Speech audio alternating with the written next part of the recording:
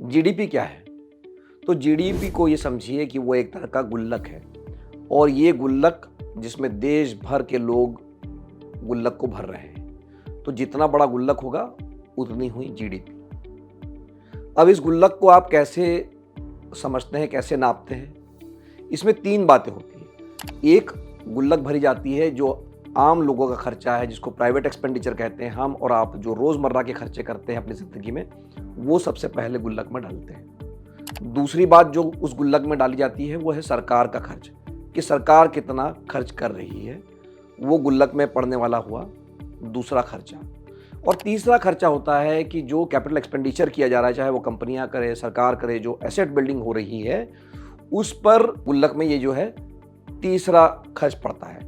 तो ये तीनों मिलाकर आपका और हमारा खर्च, सरकार का खर्च और जो असेट्स बनाई जा रही है पूरे देश भर में हर साल में, वो मिलकर जब गुल्लक में डलता है तो वो होता है ग्रॉस डोमेस्टिक प्रोडक्ट, मतलब कि जीडीपी हम इसको कहते हैं।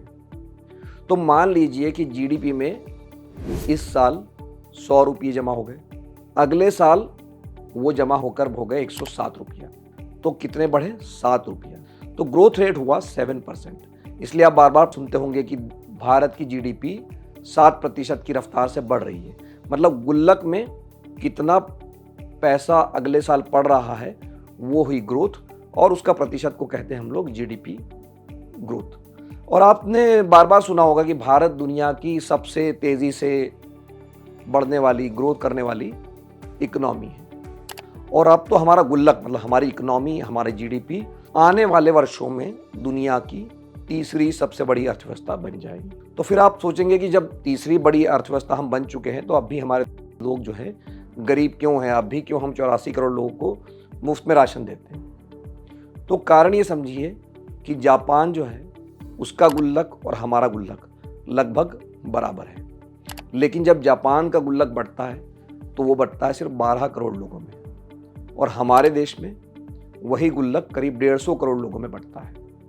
मतलब जापान का जो गुल्लक है उसका आकार और हमारा आकार बराबर है, लेकिन हमारे गुल्लक में 12 गुना ज़्यादा दावेदार हैं। तो बंटवारा जब होता है तो जिसको हम कहते हैं पर कैपिटा इनकम, मतलब प्रति व्यक्ति आय, तो हमारा गुल्लक भले दुनिया का तीसरी बड़ी अर्थव्यवस्था बनने जा रहा है, लेकिन जब वो बढ़ता है हर व्यक्ति में तो हमारी रैंक चली जाती है 140 के आसपास। तो जीडीपी बढ़ रही है, देश अमीर हो रहा है, लेकिन अभी भी लोगों को अमीर होने में समय लगेगा।